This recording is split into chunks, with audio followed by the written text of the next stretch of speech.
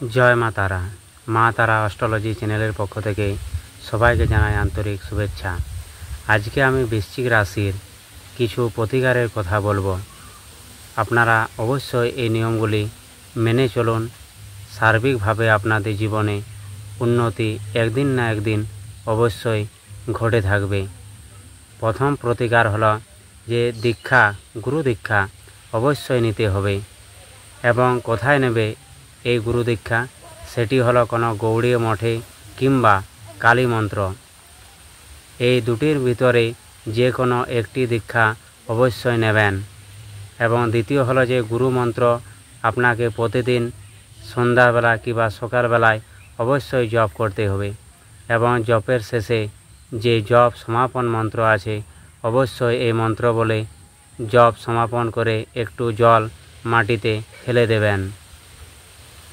তৃতীয় কথা হলো যে বাড়িতে পঞ্চাঙ্গ শান্তি সস্ত্রণ যজ্ঞ অনুষ্ঠান অবশ্যই করতে হবে।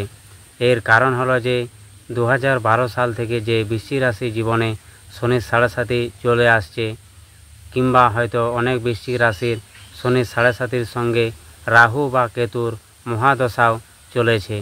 এর জন্যই বৃশ্চিক রাশির মানুষদের অধিকাংশই বাস্তু দূষিত হয়ে গেছে। এর কারণেই হয়তো অনেক মানুষ বৃশ্চিক রাশির মানুষের হয়তো যে মন অস্থির হয়ে যাচ্ছে, বাস্তুতে থাকলে হয়তো মাথা সবসময় ভারী হয়ে ধরে থাকছে, গা হাত পা যন্ত্রণা শুরু হচ্ছে, এবং যে মনে হচ্ছে যে বাড়ি থেকে পালিয়ে যায়, এবং আত্মহত্যা করার ইচ্ছা হয়তো এখনও মাঝে মধ্যে বেশি দেখা দিচ্ছে। হয়তো অনেক বৃশ্চিক রাশির মানুষের মন হয়তো একটু কথাবার্তাতেই খিটখিটে মেজাজ বা চঞ্চল বা উগ্র হয়ে যাচ্ছে বেশি পরিমাণে। এবং এটাও হতে পারে যে অনেক বৃশ্চিক রাশির মানুষের হয়তো রাত্রিতে ঠিকঠাক ঘুম হচ্ছে না, হয়তো ঘুম ভেঙে যাচ্ছে, ঘুম ধরার ফলে হয়তো ঘুম ভেঙে যাচ্ছে, এবং পরে হয়তো আর ঘুম ধরতেই চাইছে না, এবং ঘুমের মধ্যে উল্টাপাল্টা হয়তো কোনো খারাপ স্বপ্ন আসছে। এর থেকে নিস্তার পেতে কিন্তু অবশ্যই বাড়িতে পঞ্চাঙ্গ শান্তি সস্ত্রণ যজ্ঞ অনুষ্ঠান করতেই হবে। আর তারপরে যে প্রতিকার হলো শনিবার অবশ্যই কিন্তু নিরামিষ খেতে হবে। কারণ বৃশ্চিক রাশির মানুষের জীবনের সবচেয়ে বাধাকারক গ্রহ হলো শনি, এবং বৃশ্চিক রাশি এবং শনি দুটো কিন্তু একই জিনিস, এর কোনো পার্থক্য নেই। শনির ভিতরেও যা গুণ আছে, বৃশ্চিক রাশির মানুষের ভিতরেও কিন্তু সেই গুণ আছে। তাই বেশি করে বৃশ্চিক রাশির মানুষের ভিতরে সেই শনির গুণটিকে জাগিয়ে তুলতে হবে। এর জন্য শনিবার অবশ্যই নিরামিষ খাবার খেতে হবে। এবং শনিবারের দিন নখ, চুল ও দাড়ি কিছুই কাটা যাবে না। এসব করলে কিন্তু শনি বেশি খারাপ হবে। আর প্রতিদিন অন্তত যার নিজের অত ইচ্ছা মতো যে ঠাকুর দেবতাকে মনে হচ্ছে যে পূজা করব, সেই ঠাকুর দেবতাকে কিন্তু প্রতিদিন অন্তত 10 থেকে 15 মিনিট পূজা করার চেষ্টা করো। হয়তো প্রথম হয়তো পুজো করতে মন যাবে না, কিন্তু জোর জবরদস্তি করে হলেও পূজা কিন্তু তোমাদেরকে 10 মিনিট হলেও করতে হবে। এতে তোমার ভিতরে যে আধ্যাত্মিক চিন্তা ভাবনাগুলো আছে জাগ্রত হবে। এতে তোমার ভিতর যে মানসিক দুশ্চিন্তাগুলো বাড়ছে, সেই দুশ্চিন্তাগুলো কিন্তু ধীরে ধীরে কমতে শুরু হবে, এবং তোমার শরীরের ভিতরে, মনের ভিতরে সবসময় একটা পজিটিভ ভাব, চিন্তা ভাবনা আসতে শুরু হবে। অবশ্যই কিন্তু পুজো পাঠ করতেই হবে 10 থেকে 15 মিনিট। সে যে কোনো দেবতারই হোক, বিষ্ণু, শিব, কালী, মনসা, দুর্গা, যাই হোক না কেন, গণপতি, পুজো অবশ্যই করতে হবে। আর বার তিথি ধরে যেমন অমাবস্যা, পূর্ণিমা, এইসব দিনে কিন্তু হয়তো মাছ, মাংস, ডিম, পেঁয়াজ, রসুন বেশি খেতে মন যাবে বৃশ্চিক রাশির মানুষদের। কিন্তু ওই দিনগুলোতে ধৈর্য অবশ্যই রাখতে হবে। ধৈর্য হারালে কিন্তু চলবে না। কারণ তোমার ভিতরে যে নেগেটিভ এনার্জিগুলো আছে সেগুলো জাগার বেশি চেষ্টা করে।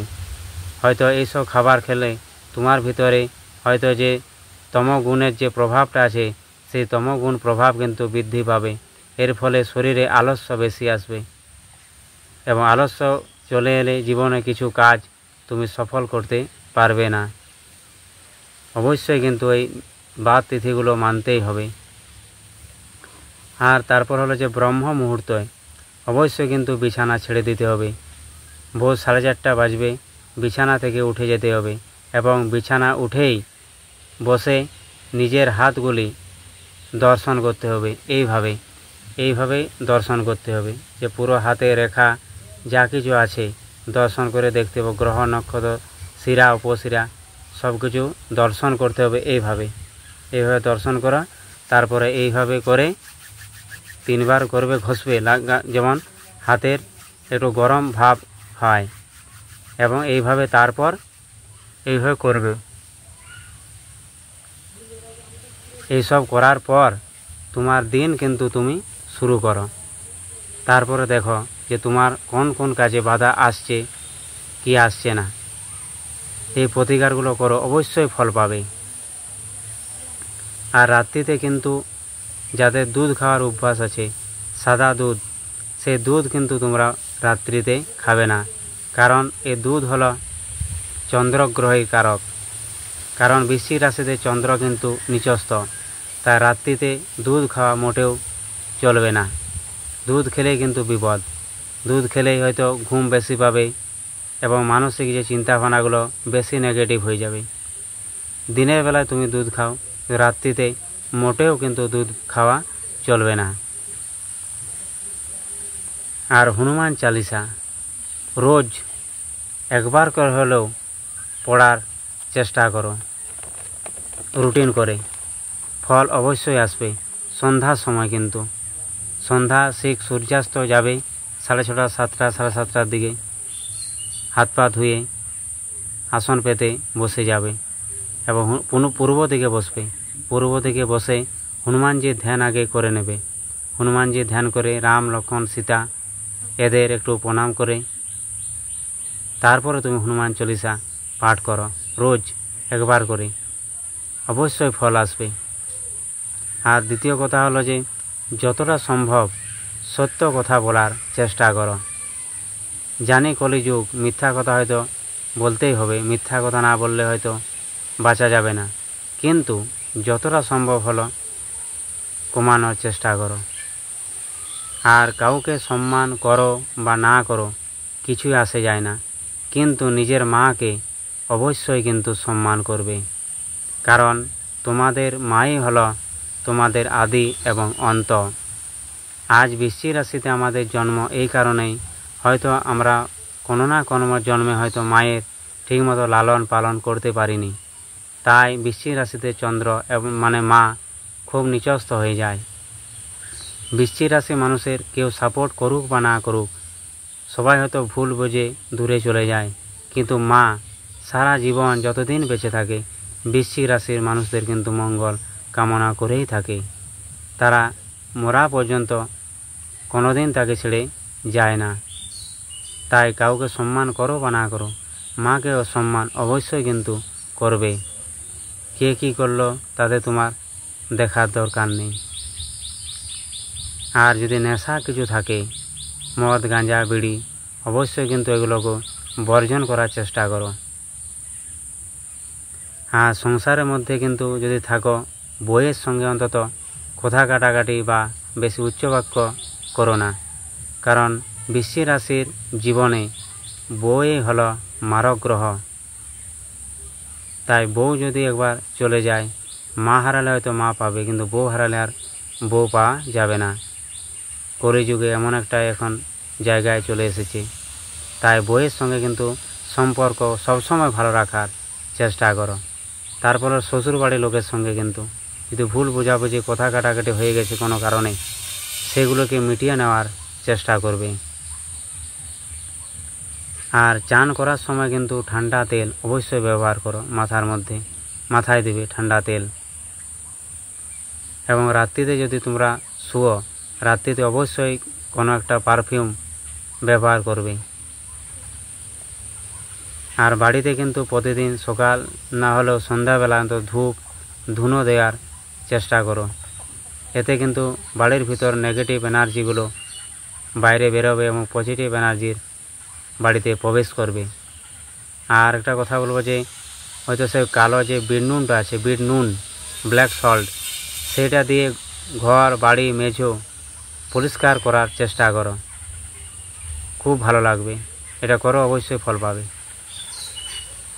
আর যাদের বিবাহিত জীবনে হয়তো সন্তান হচ্ছে না, সন্তানে বাধা, তাদের কিন্তু অবশ্যই যে আমি প্রতিকারের কথাগুলো বললাম অবশ্যই কিন্তু করতে হবে। এই প্রতিকারগুলো করো, তাহলে তোমাদের প্রতিকার করার পরে কিন্তু ডাক্তার লাইনে যাও, অবশ্যই তোমাদের কিন্তু ফল মিলবেই। হয়তো অনেক মেয়েদেরই হয়তো যে হয়তো শরীর খারাপ ঠিকমতো হচ্ছে না, এর ফলে হয়তো সন্তান আসছে না, তাদেরকে কিন্তু এগুলো অবশ্যই করতে হবে। আর দ্বিতীয় কথা যে হলো যে আমাদের যে শিব আছে, শিব ঠাকুর, হয়তো বিভিন্ন জায়গায় শিবের যে পাট বেরো হয়, সেই পাট ধোয়া জল অবশ্যই খাও, তাহলে তোমাদের যদি সন্তান ধারণের যে বাধক যাকে বলে, সেই বাধক কিন্তু কেটে যাবে। খুব শীঘ্রই কিন্তু এই নিয়মগুলি করো, অবশ্যই কিন্তু তোমাদের মুখে হাসি ফুটবে এবং শীঘ্রই তোমরা বাবা ও মা হতে পারবে। আর যদি গাছের মূল যদি হয়তো অনেক মানুষের হয়তো পয়সা পাতি ঠিক মতো নেই, হয়তো তারা হয়তো কোনো গ্রহরত্ন কিনতে পারছে না, তার জন্য আমি চন্দ্রগ্রহের জন্য খিরিকা গাছের মূল ব্যবহার করার কথা বলছি। খিরিকা গাছের মূল আমি কালকে ছবিটা ভিডিওতে দিয়ে দেব, দেখে নিও।